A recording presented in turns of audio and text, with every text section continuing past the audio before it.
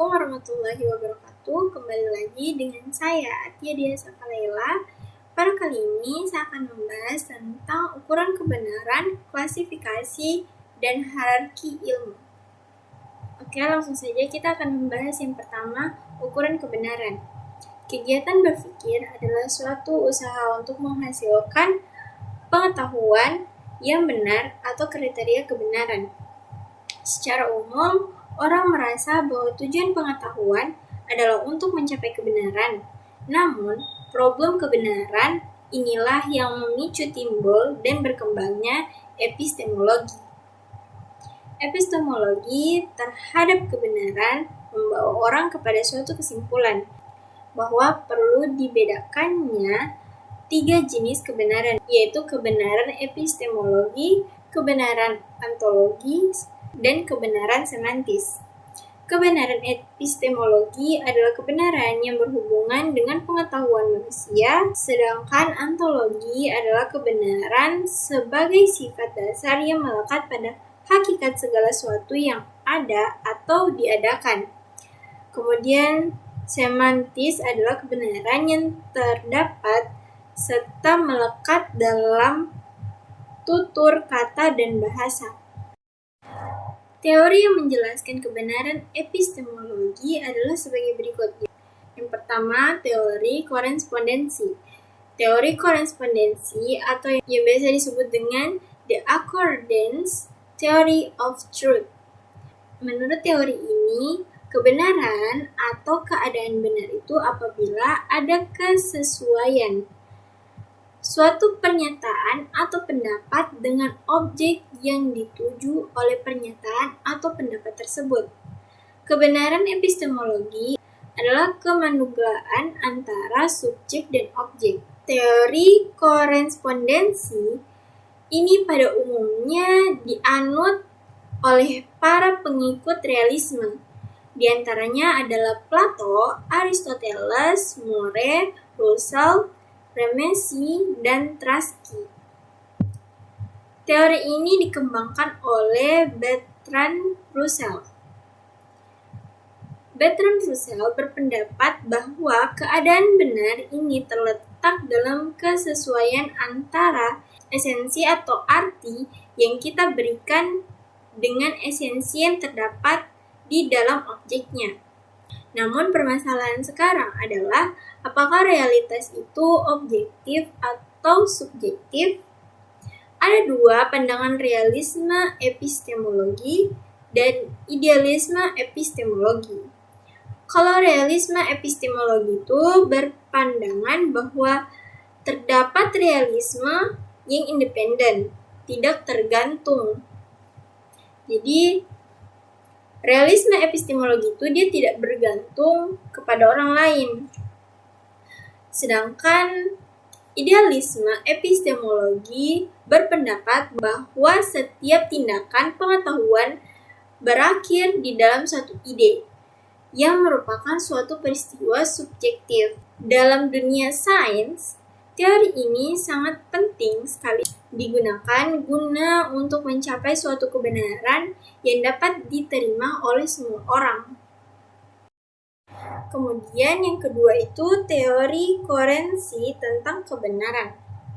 Teori yang kedua adalah teori koherensi yang biasa disebut juga the consistence theory of truth, yang sering pula dinamakan dengan the coherence theory of truth. Menurut teori ini, kebenaran tidak dibentuk atas hubungan antara putusan, judgment, dengan suatu yang lainnya, yaitu fakta atau realitas, tetapi atas hubungan antara putusan-putusan itu sendiri. Kepastian mengenai kebenaran sekurang-kurangnya memiliki 4 pengertian di mana satu keyakinan tidak dapat diragukan kebenarannya. Sehingga disebut pengetahuan yang pertama, pengetahuan yang bersifat psikologi. Kedua, pengetahuan yang bersifat logis. Yang ketiga, menyatakan kepastian dengan keyakinan yang tidak dapat dikoreksi.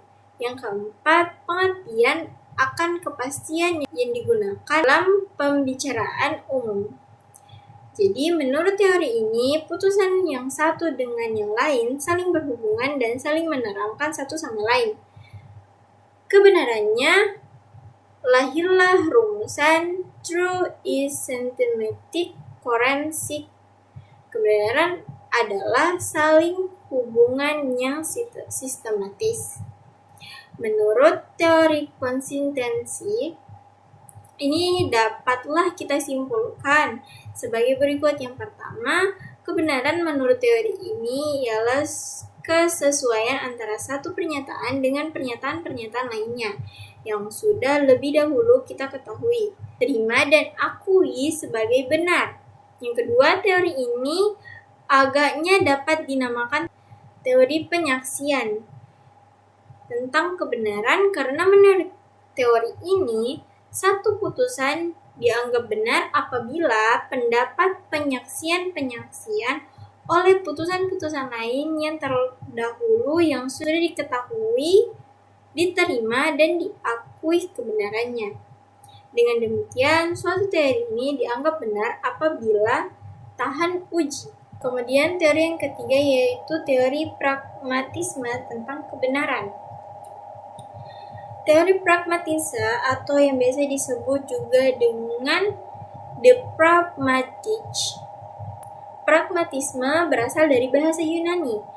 Pragma artinya yang dikerjakan, yang dilakukan, perbuatan, tindakan, sebutan bagi filsafat yang dikembangkan oleh William James dari Amerika Serikat. Menurut teori pragmatisme, suatu kebenaran dan suatu pernyataan diukur dengan kriteria apakah pernyataan tersebut bersifat fungsional dalam kehidupan manusia. Menurut William James, ide-ide yang benar ialah ide-ide yang dapat kita serasikan, kita umumkan berlakunya, kita kuatkan dan kita periksa.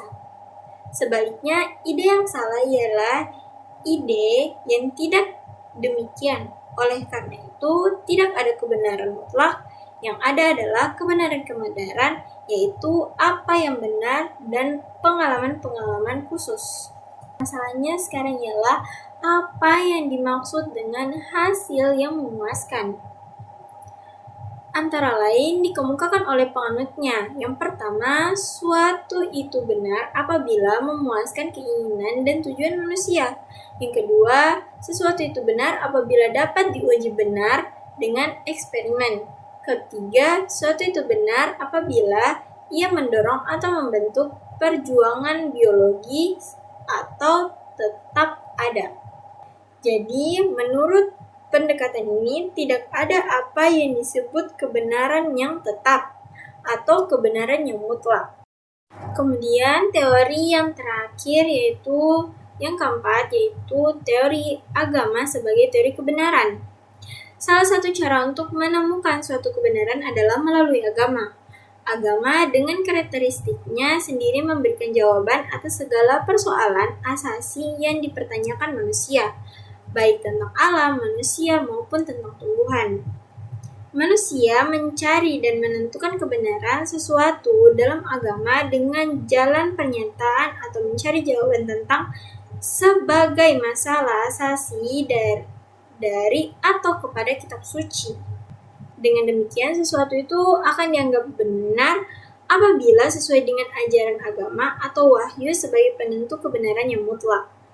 Oleh karena itu, sebagian wajar ketika Imam Al-Ghazali merasa tidak puas dengan penemuan-penemuan akalnya dalam mencari suatu kebenaran.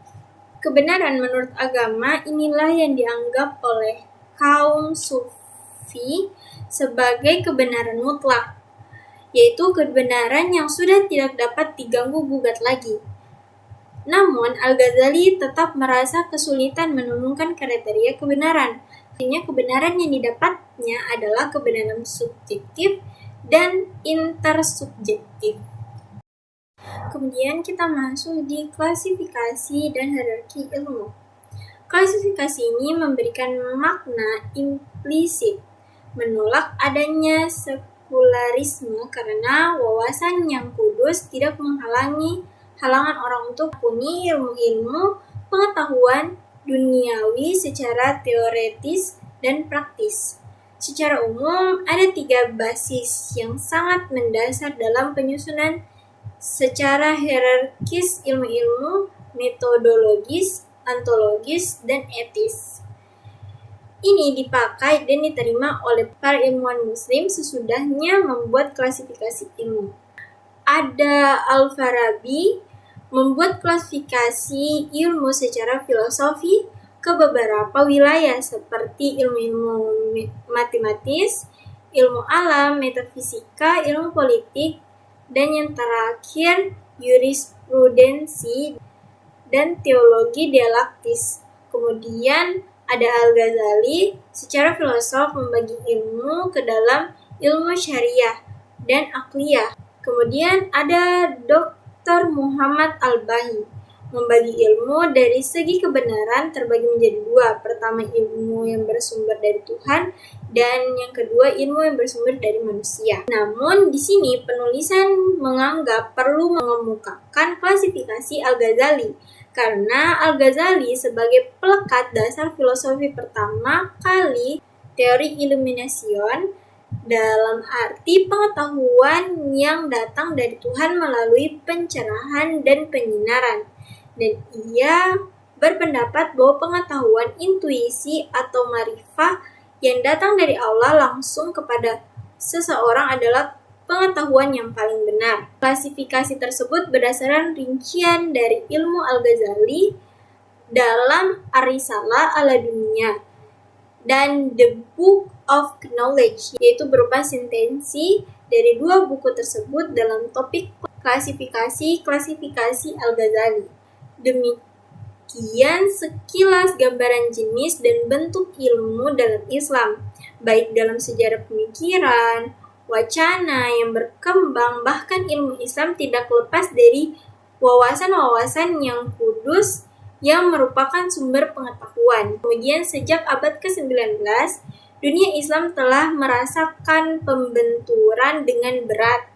Oleh karena itu, format ideal struktur ilmu-ilmu keislaman seharusnya disusun ulang secara komprehensif dengan merumuskan adanya penguatan secara sadar atau menunjuk kepada kesadaran ilahinya terhadap sumber ilmu yang bersifat esa yang diwahyukan dalam Al-Quran dan Sunnah Nabi-Nya. Mungkin sekian penjelasan saya tentang ukuran kebenaran, klasifikasi, dan hierarki ilmu. Apabila ada salah kata, mohon dimaafkan. Assalamualaikum warahmatullahi wabarakatuh.